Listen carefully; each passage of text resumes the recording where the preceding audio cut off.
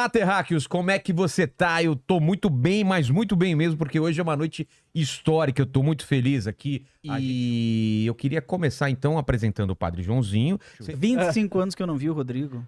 Vocês estavam falando isso? Nós fizemos mestrado juntos, e o mesmo orientador do mestrado dele foi o meu, era o Padre Libânio. Vamos fazer um quadro aqui, reencontros, né? Sabe aquela Mas assim? vocês não se reencontram há 25 anos. 25 É, anos. deixa eu só levantar aqui. E o encontro foi aqui agora. É, Foi- isso é foi aqui. histórico, então. Eu tô Tá vendo? 25 anos que eu não encontro o Rodrigo. É. Tem um mito, que é um negócio assim, ó, católico defende Maria. Eu acabei de dar um livro aqui sobre defende Maria, Maria. dizendo que ela é judia, e dei um livro de Maria para um pastor, dizendo que ele me ajudou no negócio de Maria. Isso sai muita briga, tem família por causa Ele disso, diz que né? um evangélico, outro é católico, o negócio de Maria. Eu tenho uma história do Rodrigo, ele não, acho que você não vai lembrar. Vamos ver. Nós tivemos uma aula, nós tínhamos um professor em comum, que é o irmão Murad, Sim. marista, professor, um grande especialista em Maria. E ele estava falando sobre a virgindade de Maria. Ele falando, olha, para o judeu isso daí era meio absurdo e tal, por isso que ela era virgem. Porque então significava, é tão absurdo que Jesus era Deus. Olha só. Ele estava defendendo o dogma da virgindade. Mas ele disse o seguinte, o dogma da Igreja Católica tem 3 níveis. O primeiro é esse daí, todo mundo aceita? O Rodrigo, todo mundo era padre. Só eu que não. Né? Ah, Só é? ele, adventista, pastor, o resto tudo padre, e o irmão Murad. Tá, mas tem o terceiro nível, que Maria ficou virgem depois do parto, mas esse a gente não vai conversar, né? Porque Eu não sabia disso. tem o também. terceiro nível. Aí ele falou, mas tem o segundo nível. Aí o segundo, aí ele começou a dizer, o segundo significa que ela ficou virgem durante o parto. Vocês acreditam nisso? E teve na história do cristianismo gente que disse que isso não é absurdo, porque Jesus passou por Maria como a luz passa pelo vidro. Mas isso daí não é gnose, não é? Porque Jesus seria um raio de luz, ele não foi. E ele começou essa polêmica, né? Que aqui já começa a pegar teorias, num pontinho meio delicado. E aí os padres começaram a rir. E o Rodrigo, sério. A gente pensou, ele vai acabar com essa segunda parte do dogma. O Rodrigo levantou a mão. Você lembra disso? Levantou a mão e disse assim, professor, eu quero dizer que nós, adventistas, defendemos essa segunda parte do dogma aí, que Maria permaneceu virgem durante o parto. Caramba. Aí os padres ficaram olhando. Era o Aquele pastor, silêncio, né? pastor defendendo o dogma e os padres não estavam defendendo o dogma. Aí o pastor disse assim, porque Maria, ela é a nova Eva. E nós, adventistas, temos uma leitura literal da Bíblia. Então a gente acredita que, assim como Eva, pelo pecado, teve as dores do parto, Maria, que não tinha pecado, não podia ter dor no parto. Então ela continuou virgem depois do parto. Certo? O Murad disse, vamos pro próximo dogma, vamos falar da Assunção de Maria.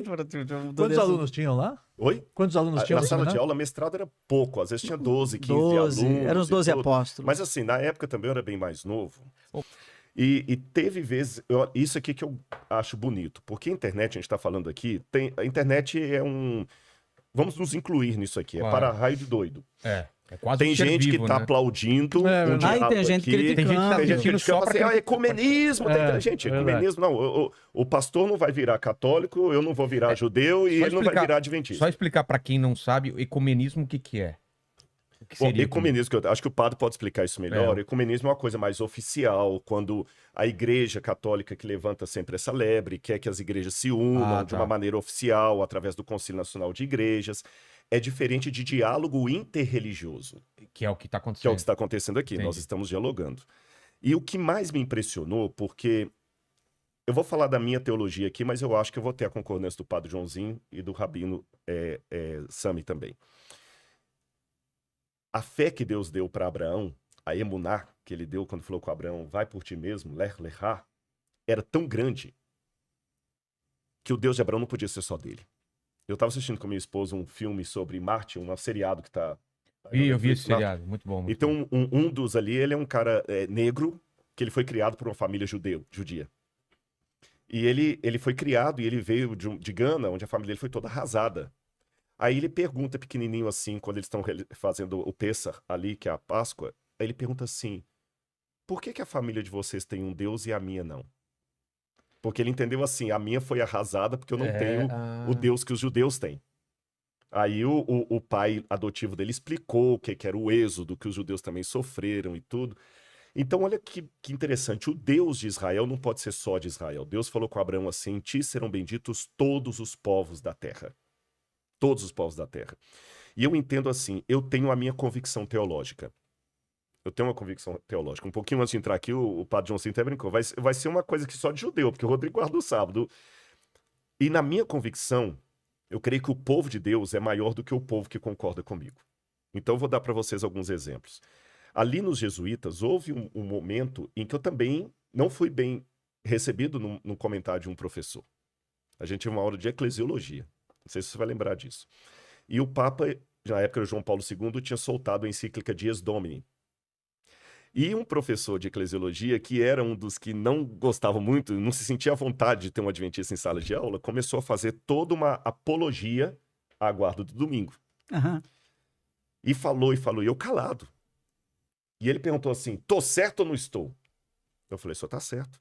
O dia que tá errado é o sábado. E isso custou pesado para mim. Você tá entendendo?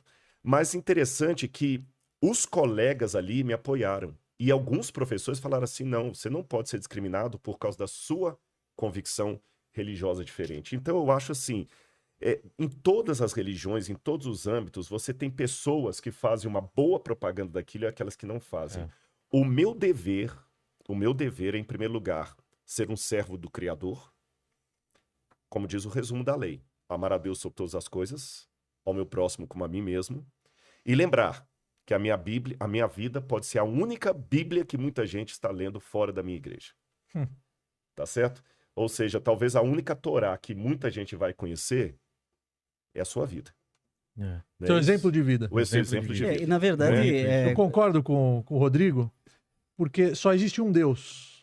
Então, só existe um Deus. Esse Deus... Essa seria a minha primeira pergunta. Exato. Nós todos temos um mesmo Deus aqui nessa mesa? Só existe um. Só um. Na visão judaica, só existe um. Concordamos. E se esse Deus criou o universo, e me criou, e criou você, e criou ele, então nós somos irmãos. Ele então, também. Todos. Ah, tá. Todos os seres humanos. Todos nós. O povo de Israel recebeu uma missão. A partir de Abraão, quando Deus fala para ele: Lech lecha me'artzecha me'moladecha me'beit avicha el haaretz asher areka, sai da tua casa, da tua pátria, da casa dos teus pais. Mas para onde? El haaretz asher areka, para a terra que eu vou te mostrar. Ele nem sabia para onde ele estava indo. Foi um teste atrás do outro, Ele chega lá, não tinha o que comer, ele não abriu um pio. Cada teste que ele foi superando, ele foi evoluindo espiritualmente falando. Então, essa evolução e esses testes, os 10 testes, o 10º, o mais difícil de todos, que foi a Akedat Yitzhak, que é o filho, o que você gosta, o que você ama, o teu único filho, com Sara, e sacrifica ele. E Abraão, ele estava disposto. Foi o 10º teste. Quando ele ia sacrificar, Deus fala: não. Atayadat, agora eu sei que você é fiel, digamos assim. Então, esse 10º teste deu o título para ele de patriarca do povo de Israel. E o povo de Israel, ele tem o seu legado, a sua missão, mas também tem as suas responsabilidades. Quando a descendência de Abraão, que é Isaac, depois Yaakov, e as 12 tribos, e hoje nós temos só a tribo de Yehudá que sobrou, por isso que nós somos Yehudim. Como assim? Porque as outras tribos se perderam, e sobre a de Yehudá, os Koanim e os levitas, nós temos tradição. Nós temos tradição. Mas por isso que nós somos judeus, nós somos descendentes de Yehudá, de Judá. De uma das tribos. De uma das 12 tribos. Quando aceitamos o compromisso no Monte Sinai, antes mesmo de saber o que estava escrito, Na'aseh venishma, faremos e cumpriremos. Mas antes de mais nada, faremos. Quem assina um contrato sem ler? Ninguém. Então isso foi também uma demonstração incrível de fé, que é aquele exemplo do piloto de avião que eu falei. Porque se Deus está nos presenteando com essa missão, sinal que é bom. Então, abraçamos isso e temos a nossa responsabilidade de vivenciar e nos comprometer com esses ideais sem desrespeitar o que é sagrado para o outro. Mas isso, em nenhum momento, deslegitima as outras culturas, os outros povos, as outras nações. Nós temos a nossa história. Eu costumo falar que o judaísmo não é uma religião.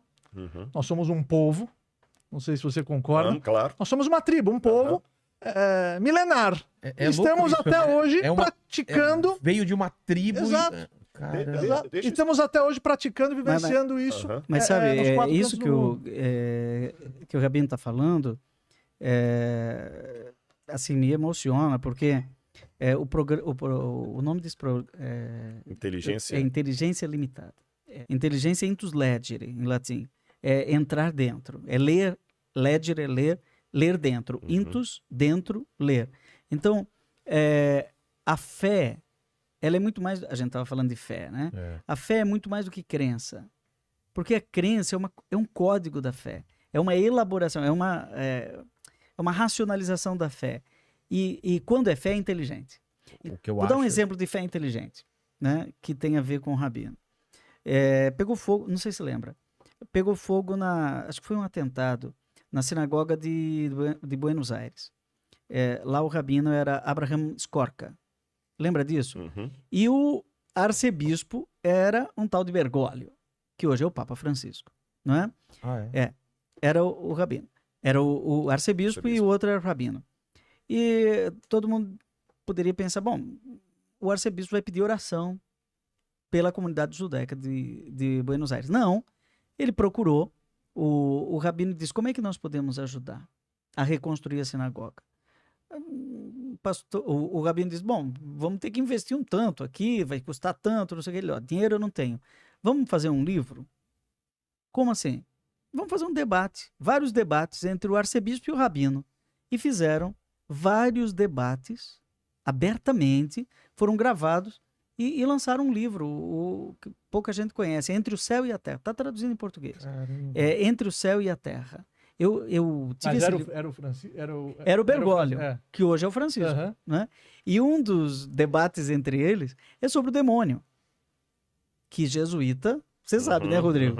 Gosta muito de falar sobre se tirar o demônio dos exercícios espirituais de Santo Inácio, né? O Papa adora falar de demônio. E aí começou a falar, vamos falar do demônio.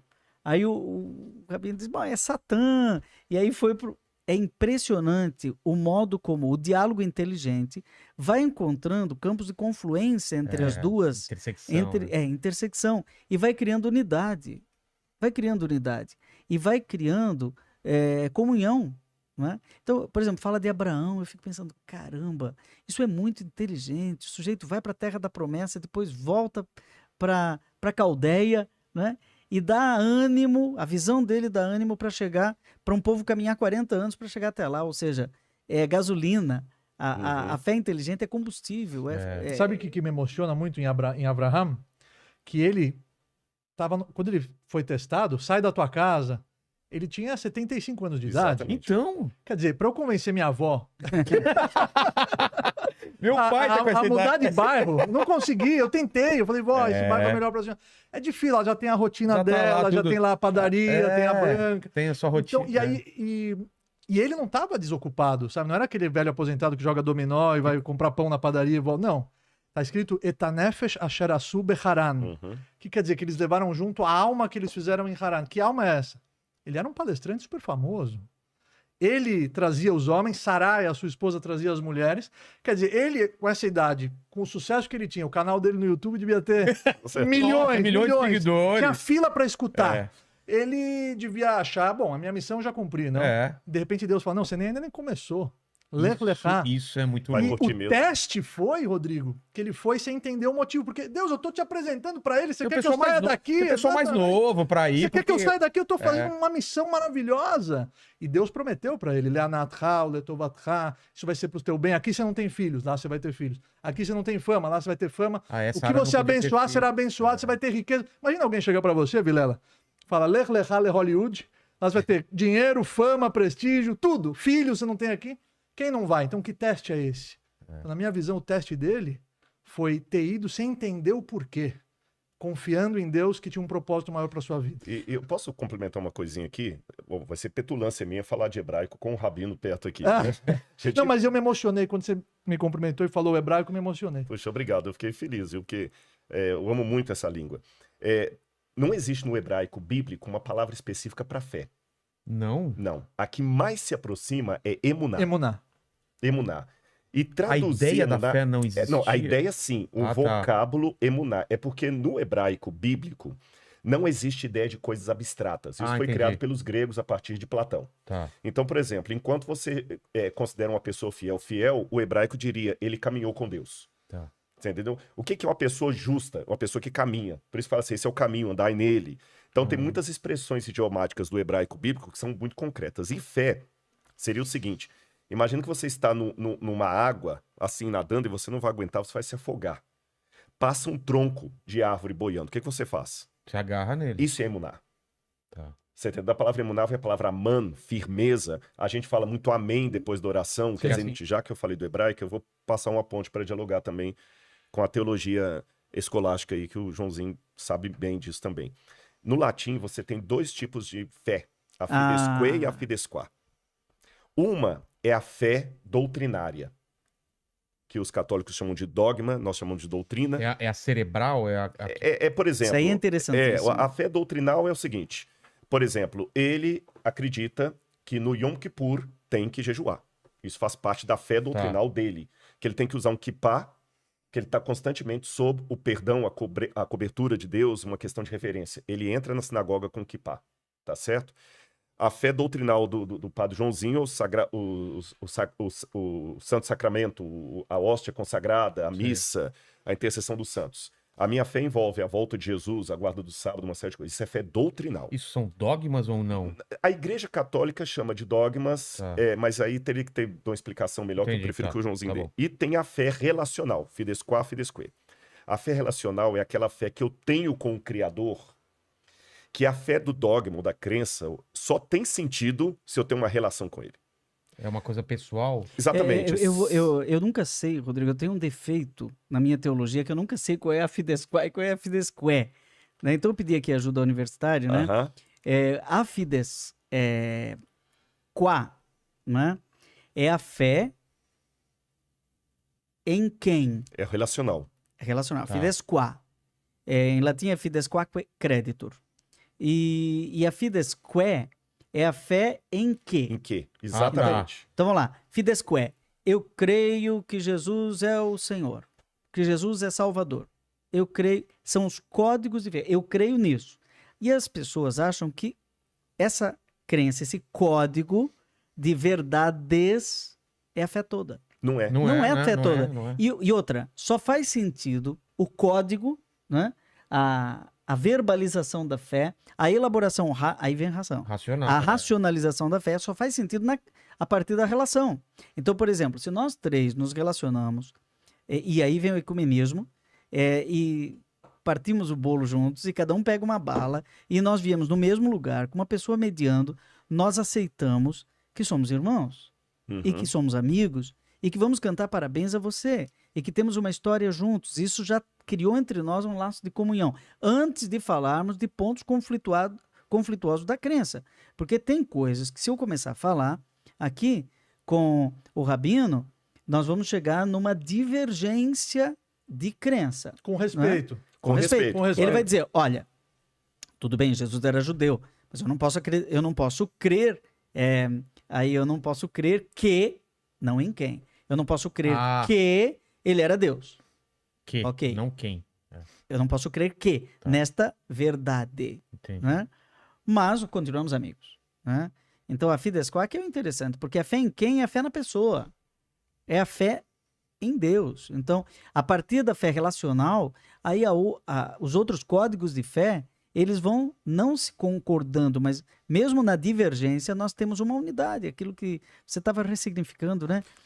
O de Santo Agostinho, né? No essencial, unidade. No não essencial, diversidade. Em tudo, caridade. Porque tem muita gente que está esperando agora o seguinte. Tem muito católico que está esperando o padre Joãozinho me levar para a igreja católica e converter o rabino. Tem muita gente que deve estar esperando que eu aceite o Moela aqui, me circuncidar. Como se fosse e tudo mais. Um cabo de força, né? Sim, mas aí, olha só que louco. Aí você diz assim, tudo bem, o padre Joãozinho falou tão bonito no podcast que sabe o quê? Vou virar padre. E aí o padre Rodrigo... O padre Rodrigo casado. Vem lá, vira da igreja oriental, que pode ter padre casado, ele vem, vamos celebrar junto. Ele vai dizer assim, mas eu não concordo que você use essa casula dessa cor, porque a minha... Tem divergência, de novo, entre católicos. Claro. Né? Entre judeus tem uma Entre piada. judeus. Se houver 5 judeus discutindo, vão sair 6 opiniões. Caramba, você fala isso na frente do Não, mas sabe. De novo, o ser humano ele é vulnerável. Eu sempre falo para meus alunos assim, a palavra de Hashem, ela é perfeita, os seres humanos são imperfeitos. Então nós estamos aqui para evoluir, nós estamos aqui para vivenciar e aos poucos aprimorar o nosso caráter. Mas essa inteligência que você fala, eu acredito que pode ser traduzida como conhecimento. Porque aí essa fé pode ser uma fé em si mesmo. Quanto maior for o seu conhecimento sobre as suas habilidades, seus dons, maior vai ser a sua autoestima, a sua autoconfiança. Quanto maior o seu conhecimento sobre a grandeza infinita do Criador, do Eterno, maior vai ser o seu amor por Ele. Aliás, um dos preceitos do judaísmo é amar a Deus. E eu acho muito difícil você... Imagina, você tem que amar, mas amor é um sentimento. Ou você ama ou você não ama. Como é que você pode pedir para alguém amar? Mas aí logo em seguida está escrito: você coloca essas palavras no teu coração, aí você vai conhecer Deus. Quando você conhecer Deus, você vai amar Ele. Então é tudo uma questão de conhecer para você poder se conectar, amar, e esse amor gera... Sou suspeito para falar, mas o padre vai reforçar o que eu vou falar agora. Gera uma satisfação pessoal, gera uma alegria incondicional. Você não depende de nada e de ninguém para ser feliz, é você consigo mesmo. E essa é a beleza da vida. O Segundo Testamento, que os cristãos chamam de Novo Testamento, 1 João 4, verso 8, fala que Deus é amor. Eu trouxe minha Bíblia aqui, não é para evangelizar ninguém, não. É porque eu não posso ir sem a espada, né? É claro. Para onde você vai? Eu gosto de levar minha Bíblia. Se eu fosse judeu, era complicado levar o rolo da Torá. Terminou agora. Aliás, vocês sabem que foram os cristãos que fizeram... foram os cristãos que criaram, provavelmente, o Códex. Porque como muitos cristãos saíram do judaísmo, ali para o final do 1º século, início do 2º, eles tinha uma ideia diferente, que as escrituras não podiam ser só litúrgicas. Então, para você levar um rolo, era complicado. Então, eles começaram a cortar o rolo em capas e fazer o caderno, que chama-se Códex, ou Códex encadernado em caderno, e por isso que virou isso aqui. Agora, eu quero fazer 2 coisas aqui que não é proforme. Olha como é que é bonito. Eu acho que mais bonito do que simplesmente eu colocar o que eu discordo do rabino, do padre, de qualquer outro aqui, seria bonito eu falar o que eu amo e aprendo com eles. Claro. E sem nenhuma... É ano de eleição, mas eu não tô candidato a nada. Tá bom? Ainda, viu? Mas olha que bonito. Talvez o pessoal em casa não entendeu, mas quando ele fala Hashem, sim, é uma maneira respeitosa de se referir a Deus sem pronunciar o nome de Deus. Exatamente. Hashem significa o nome. O nome. Que não pode ser pronunciado em vão. Isso. É um dos 10 mandamentos, inclusive. Exatamente. Então, olha que bonito. Por que ele está usando kippah? A palavra kippah vem da mesma raiz de kippur, cobrir, cobertura, perdoar. Você fala Yom Kippur, o dia do perdão, da cobertura, a tampa do propiciatório lá do santuário. Por que ele está usando? Ele está dizendo sempre para mim assim: eu estou 24 horas na presença do sagrado e me sentindo perdoado. E jamais vou esquecer que existe algo acima do meu cérebro. De mim. Ou seja, é uma lembrança sempre que tem algo. Uma conscientização. Ele tem limite. Respeito. Você tem um limite, né? Aí quando eu olho pro padre Joãozinho, e eu falo dele até com mais propriedade, porque a gente se conheceu antes de ser padre, ele é meu amigo, meu irmão. Agora, olha que interessante, pessoal, quem está ouvindo a gente em casa. Isso não significa que não haja divergências entre nós. Então, o que acontece? Vamos pegar um exemplo aqui. Eu acho que Jesus é o Messias. Nisso eu estou de acordo com o padre, mas ele não aceita. Mas ele acha que é o sábado que tem que ser guardado. Nisso nós estamos de acordo. O padre vai falar que é o domingo. Quem está em casa vai ouvir e cada um toma a sua decisão. Eu acho que é o seguinte... Eu tenho que ter... Aí eu vou de novo entrar no Fidesque, Fidesquá, se vocês me permitem. Eu tenho que ter uma inteligência, aproveitando o seu gancho, padre, de saber por que eu sou adventista e não testemunho de Jeová. Por que você é judeu e não muçulmano? Por que você é padre e não pastor? Você não pode ser padre só porque você achou bonitinho. Você não pode ser judeu só porque sua mãe te criou no judaísmo, porque se você tivesse nascido de pais muçulmanos, você estava na mesquita hoje. E tem uma história muito forte sobre isso que eu vou contar depois, de um judeu que ele não era judeu, os pais esconderam isso dele, e quando ele ficou sabendo, o pai falou: não, agora vamos se converter. Não quero. Não quero. Você entendeu? Então, assim, você que está nos ouvindo, você que é presbiteriano, batista, católico, judeu, muçulmano, você não pode ser da sua religião por costume. religião não é refrigerante, que você Por tá inércia. acostumado por inércia. inércia, é. Aí é porque eu gosto. Eu gosto que a banda, não, eu tenho as minhas convicções, Padre Joãozinho tem as dele, Rabino Sami tem as dele. Que é a sua personalidade. Que é a minha personalidade. Agora, dentro dessa minha convicção, eu tenho que nunca negar aquilo que eu acredito, mas respeitar o outro. E falar isso aqui sem nenhuma demagogia. O que eu vejo de bonito na fé do Padre Joãozinho? O que eu vejo de bonito na fé do... Sabe, eu tive uma situação que eu estava contando para eles ali fora dos bastidores, e você pode contar a sua história também, que eu não como carne de porco, não é? Não chego tanto a ser a comida kasherut. Kasherut é a comida kasher. Como é que explico? Kasher é apropriado para o consumo de acordo com os preceitos bíblicos. Bíblicos, né? Exatamente. Tem o Levítico selo, o 11, certificado, né? exatamente. São vários critérios. Um deles é não misturar carne com leite, Isso. carne de porco não comemos, A gente tem não uma come série de peixe com critérios. escama. E eu estava num seminário católico em São Paulo, da Nossa Senhora de Sion. Se tiver o pessoal da congregação, eu mando um abraço feitoso para eles lá. Padre Hilário era o superior da ordem. E eu chegava à noite ali, sabe? E aí, eles já preparavam a comida e deixavam a minha prato lá. E quando eu fui pegar o prato para comer, que eu cheguei depois, no micro-ondas, o padre tomou o prato da minha mão e falou: desculpe, me perdoe, você não pode comer isso aqui. Eu falei: por quê? A gente esqueceu que você vinha hoje e colocamos toicinho de porco no feijão. Caramba. Eles respeitaram a minha fé, tá certo? Eles respeitaram a minha fé. E eu já tive situação na escola adventista, por exemplo, que eu liberei aluno meu de atividade no domingo porque ele tinha programação na igreja dele. Isso é lindo, Vilela. Eu, na Gazeta, eu comentei com ele nos bastidores. Eu tenho um quadro lá, Você Acredita? Então sou eu, o padre Juarez de Castro, que é amigo do padre Joãozinho, e um espírita, o Alexandre. E eles jogam os assuntos, cada um dá a sua visão, é muito bonito o quadro. E eu tenho um aluno nos meus centros jovens que, quando era pequeno, estudava numa escola, que não era judaica, que o padre Juarez dava aula lá. E ele falou: Rabino, eu te vi na Gazeta com o padre Juarez, esse padre é maravilhoso, porque na escola eu falei que eu era judeu. E ele falou para mim: então não precisa assistir essa aula, continue sendo judeu. Olha só. Então isso me emocionou muito. E é isso, essa é a base. E agora o difícil é convencer as pessoas que não é demagogia. Né? As pessoas elas já olham com um olhar que ela quer... ela quer briga, quer um embate, ela quer discussão. A inteligência, a inteligência, ela... Por exemplo, essa aqui é uma conversa inteligente. Inteligente. Não é uma conversa inteligente. Ela acaba tendo pontos de confluência. A gente se encontra em lugares onde é possível você encontrar a unidade.